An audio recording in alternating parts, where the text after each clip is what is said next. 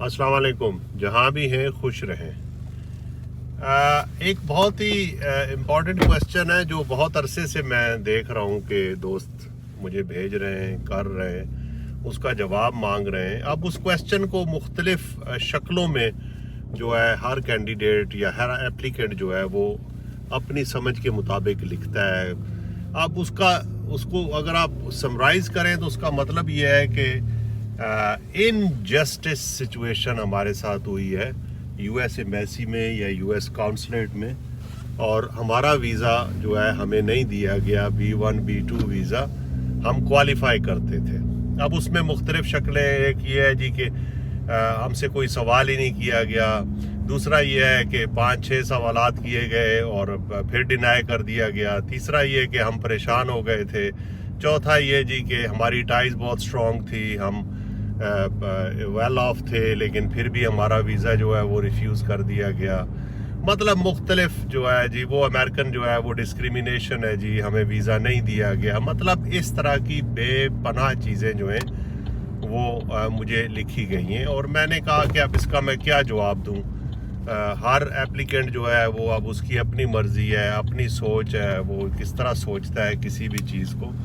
लेकिन मैंने कहा चले मैं शॉर्ट सी एक वीडियो बना दूं इस बारे में। देखें, अमेरिकन वीज़ा ऑफिसर या कोई भी वीज़ा ऑफिसर जो है उसका कोई इंटरेस्ट नहीं होता कि वो अगर आप क्वालिफाई कर रहे हैं वीज़ा और वो आपको डिनाई कर दे। देखें उसमें उसका क्या फ़ायदा है। लेकिन वो बहुत पढ़े लिखे होते हैं, वो अपने काम में बहुत माहिर होते हैं, वो बहुत स्मार्ट होते हैं, और वो उनकी जजमेंट होती है, उनकी ट्रेनिंग होती है, वो बहुत highly skilled professional visa officer होते हैं। ये बात आपने जहन में रखनी है।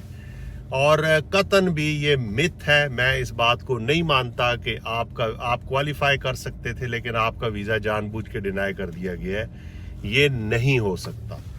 आप कोई ना कोई ऐसी चीज़ छोड़ जाते हैं, कोई बात कर जाते हैं, कोई चीज़ प्रेजेंट इस तरह आप कर जाते हैं कि उससे उनको अंदाज़ा हो जाता है कि आप इस वीज़ा के लिए क्वालिफाई नहीं करते, और आपका वीज़ा वो रिफ्यूज़ कर देते हैं। देखिए उनके स्टैंडर्ड हैं, उन्होंने स्टैंडर्ड मेंटेन करना है यूएस स्टेट डिपार्टमेंट ने, वीज़ा ऑफिसर ने, और वो इस स्टैंडर्ड से कभी भी वो नीचे नहीं आते। वो अपने स्टैंडर्ड के मुताबिक तमाम डिसीजंस लेते हैं, और इसलिए ये एक बहुत ही गैर ज़रूरी सा क्वेश्चन है जो बार बार किया जाता है। और मुझे ये क्वेश्चन ना करें, मैंने आपको अब बता दिया है, सिचुएशन बता दी है कि ये नहीं हो सकता कि आप क्वालिफाई कर सकते थे लेकिन आपको जानबूझ के रिफ्यूज़ कर दिया गया है। आज की मेरी वीडियो सिर्फ और सिर्फ रिफ्यूज होने, डिनाई के बारे में है, अप्रूव के बारे में नहीं है।